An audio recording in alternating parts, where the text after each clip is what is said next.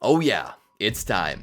Every few years, we mere mortals are blessed with a new entry into the legendarily brutal fighting game series known only as Deadly Fighting? Wait, no, that's not right. They reset it. What are they calling it? Oh, Mortal Kombat 1. That's not confusing. Ah well, I guess it implies a total timeline reset, so get ready for a whole new world. And by whole new world, I mean mostly the same characters, but reimagined to fit a brighter, more colorful world. Yep, Mortal Kombat has colors again, isn't that exciting? Folks are obviously excited about this new opportunity from NetherRealm to kill their friends and foes in the most despicable and blood-soaked ways possible. But with every new game comes a whole lot of questions. What's the story about this time? Which characters return? Who are the new characters? What about DLC?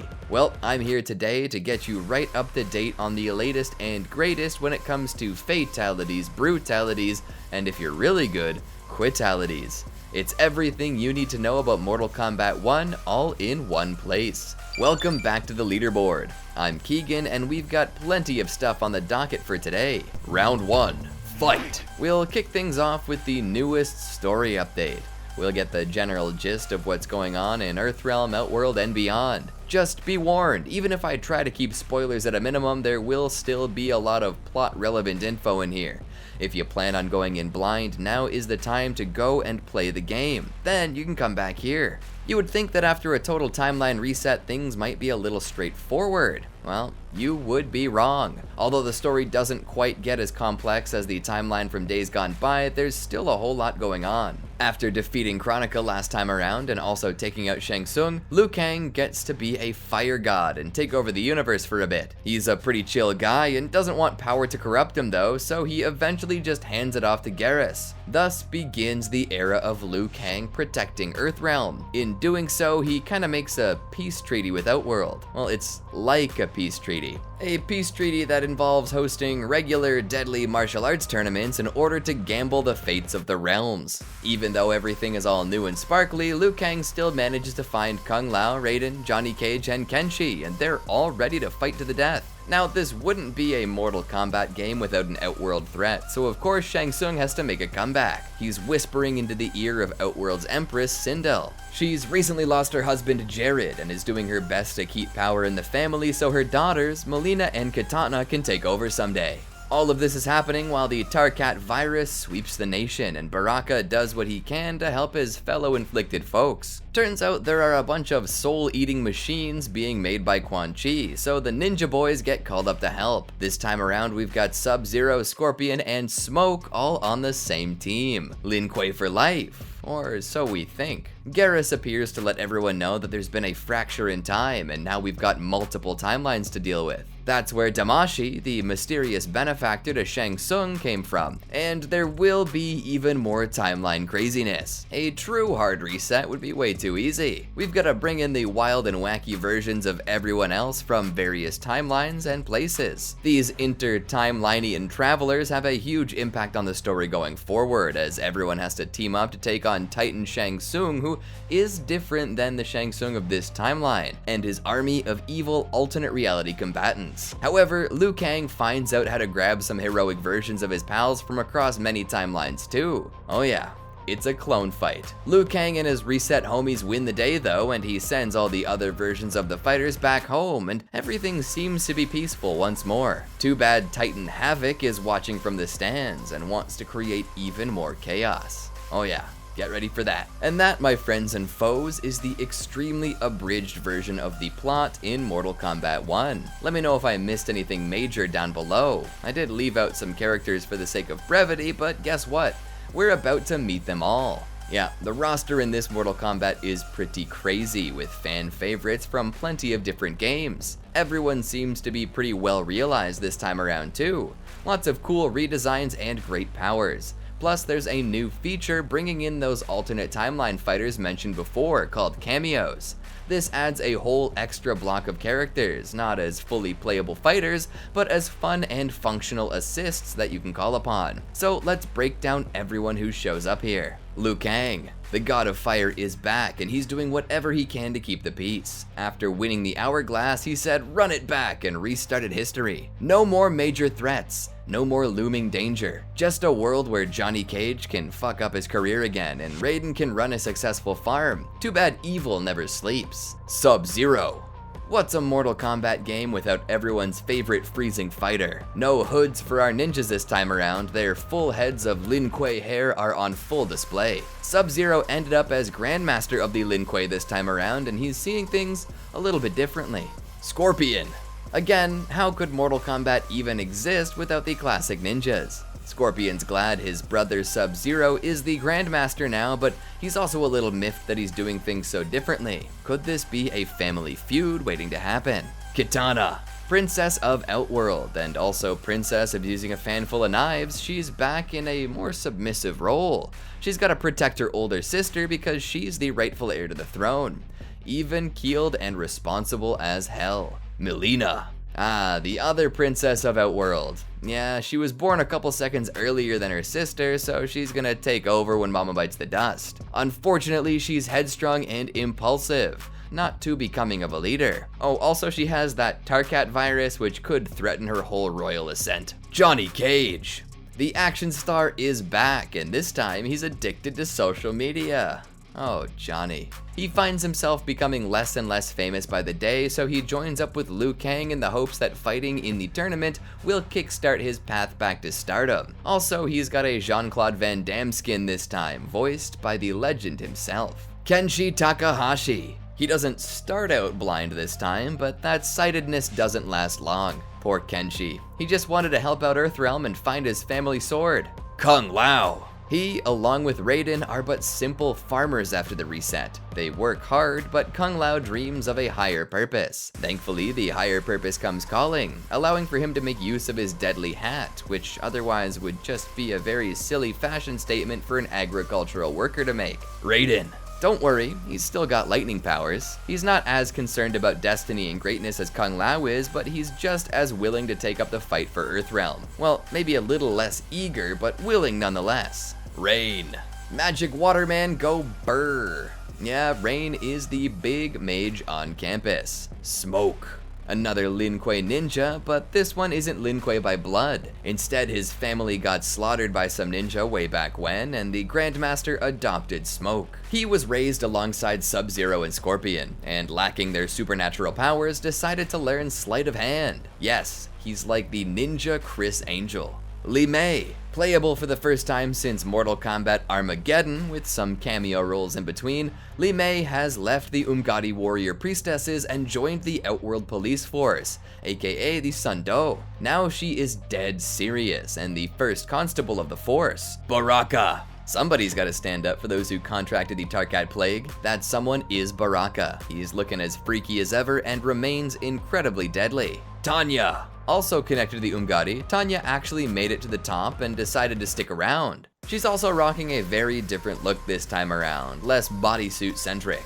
She fights with a 3-part staff too. Garrus. Bigger, balder, and more benevolent than ever, Garrus is still the secretary of the timelines, but this time he's helping out the good guys. Yeah, as it turns out, when you reset the universe and try to achieve peace and stability, the Timekeeper might just see what you're going for. Reptile. Oh, now this is fun. Reptile is back, and he's not just a jobber. He's got his own heroic story, a brand new design, and even turns into a reptile. No more ninja reskins. This reptile is original and wicked cool. Havoc. Now, I mentioned Titan Havoc in the plot summary, but this is not the same Havoc. This Havoc just wants to turn his home run of Sato into an anarchist utopia, and if he has to beat millions to death using his own dismembered limbs, so be it. Ashra. She's a demon, but she found out that the world isn't all pain and suffering. So, in order to absolve herself of her demon qualities, she dons white and destroys evil with an enchanted sword. Way to go, Ashra. Proof that anyone can be good. Sindel. Empress of Outworld, mother to Kitana and Mileena. Loves to scream. Sindel is a powerful ruler, but a fair one. She and her husband, Jared, ruled over Outworld quite successfully for years. However, Jared was killed and the people smelled blood in the water. Now it's a bit of a struggle and Shang Tsung isn't really helping. General Shao. Like Shao Kahn, but more general. This version was a tiny baby who disappointed Papa, so Papa trained him incredibly hard until he was a big man. He loves his realm more than anything and will do anything to protect it. This includes killing Sindel if required. Don't worry though, that's probably not gonna happen. Nitara. Megan Fox. Megan Fox. Megan Fox. She's a vampire. Kinda wish they gave her a Jennifer's body skin, but you can't win them all. Shang Tsung. The scheming, slippery spellcaster is back, and he's up to his old tricks. He didn't start out that way though. In the reset timeline, he was just a regular dude, resigned to his fate of eking out a meager living. But then a special someone showed up and everything changed. Reiko. Basically top-knot Batman, from the face paint all the way down to the dead parents. He killed his captors after getting released from prison, impressing Shao. Now he's his second in command and seems to be the game's only grappler. Okay, so that just about sums up the playable characters so far, but what about the other characters from across multiple timelines? Well, you can pick them as cameos and they'll support you in battle. Not technically playable, but still impactful. This is basically MK1 saying, hey, remember these guys? You liked them, so we brought them back, just like you remember. Jax Briggs. Interestingly enough, Jax isn't a cyborg in Mortal Kombat 1. He's just a really jacked dude. Kano. Kano, however, does have his cybernetic eye in his cameo appearance. Good for him. Darius. This is the dude that messed up all sorts of stuff in Order Realm. Love a good visionary who takes action. Kung Lao. That's right, you can call upon alternate versions of characters who are already in the game as cameos. Kung Lao and his funky hat are back, ready to kick additional butt. Sonya Blade. Nope, there's no Cassie Blade in this dimension, which means that Sonya and Johnny never got together. Ah well, she seems to be in a very Mortal Kombat 3 costume though. Sub-Zero. The old school masks and hoods are here. Call in this blast from the past for a quick freezing boost. Scorpion.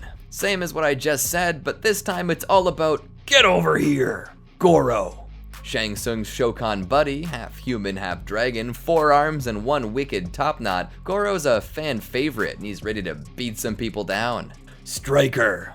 I wonder if they were worried about his catchphrase from previous games, largely concerning police brutality. Well, he definitely looks like a dude from the 90s in his cameo appearance.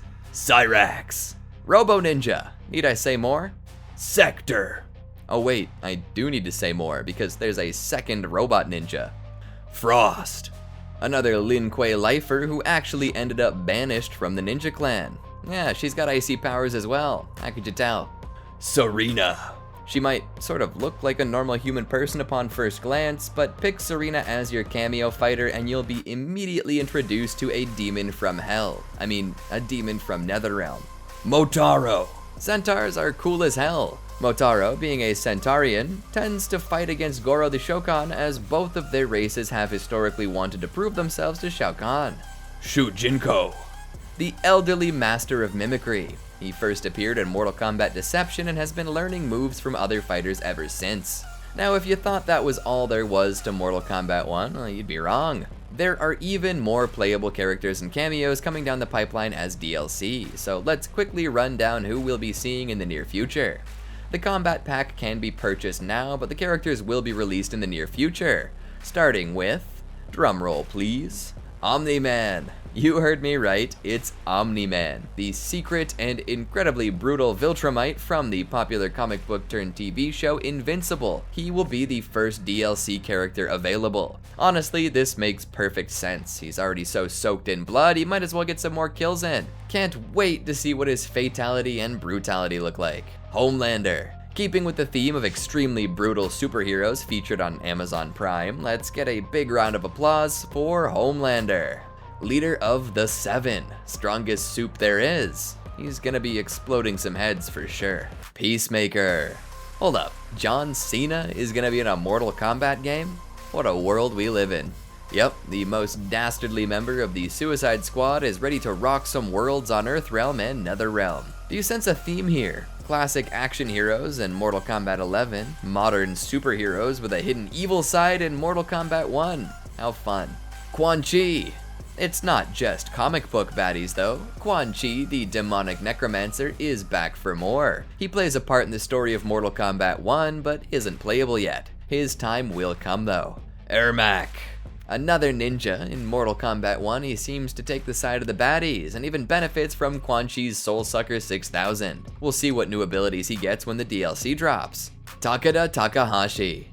This dude trained under Scorpion and teamed up with the Kombat Kids. He's got whips, he's got swords, he's got all sorts of weapons. It'll be fun to find out what updates he gets too. We're also getting a handful of additional cameos with the Kombat Pack. These include Tremor, Movado, Alternate Johnny Cage, Farah, and Chameleon. Now that we're all up to speed on the story and who's in the game, we can get into the gameplay itself. It's pretty classic Mortal Kombat, with each character having access to a big bag of strings to combo opponents into infinity with. There's plenty of fun mechanics to take advantage of as well, including the aforementioned cameos. But cameos aren't just there to look cool, no. They can also introduce new ways to use characters' fatal blows, incorporating attacks from both the playable character and the cameo. Twice the brutality. Speaking of brutalities, fatalities and combo breakers are back for more, ready to be used and abused as much as possible. Online is going to be a very wholesome experience, I'm sure. Oh, and online does have rollback netcode, which is awesome. Beyond the classic fights we've all come to know and love, there are also a couple other game modes for you. You've got local play, online play, and tournament mode. Then there's the learning options, which are practice, tutorial, and fatalities, just in case you never want to miss one again. But the real meat and potatoes fall under the campaign section. There's story mode, which will take you through a cinematic experience complete with animated cutscenes and plenty of twists and turns. There's also towers, which is essentially Mortal Kombat 1's arcade mode. Newest and most interesting, however, is Invasions, a brand new game type that plays out sort of like a board game. Don't worry, it's more exciting than it sounds. Invasions are Mortal Kombat 1's seasonal content and will change over time. Every time a new one is released, you'll get a brand new game board to explore, with plenty of nodes to visit, each with a unique event. Sometimes it's a fight, sometimes it's treasure, sometimes it's a minigame. It's kinda all over the place. But you can play it kind of like a battle pass, unlocking the unique loot for each invasion as it comes across, and leveling up as you do so. The RPG elements go beyond just levels though, and as you level up, you can assign stat points to your characters. There are even crafted items like relics and amulets, and elemental advantages to consider as well. All in all, it looks like a very interesting way to take the fighting game experience and incorporate it into a new and unique game mode. Mortal Kombat is pretty much available everywhere, and when I say everywhere, I mean it. PS5 and Xbox Series for sure, but also the PS4 and Xbox One. PC is an option as well. But get this, Mortal Kombat 1 is available on the Nintendo Switch. Yeah, you can pretty much play it on a tablet at this point. But beware, the Switch version is not well optimized. There have been plenty of complaints online already about game-breaking bugs, in addition to some pretty funny visual comparisons between the Switch and other versions. The devs have promised to fix the Switch port down the line, but as of right now, it's looking pretty rough. And with that, you are up to date on what you need to know about the latest in the Mortal Kombat franchise. You know the characters, their story, game modes, and which console not to buy it on. All that's left is for you to head into training mode and lab combos until your fingers ache. Make sure you get some people to rage quit for me, alright? Love that quitality. What do you think about this new NetherRealm project? Did it live up to the hype? Is it a worthy successor to the Mortal Kombat name? Who are you maining, and which DLC character are you most excited for? Make sure you let me know down in the comments and subscribe to the leaderboard for more like this. Thanks for watching, and I'll see you next time.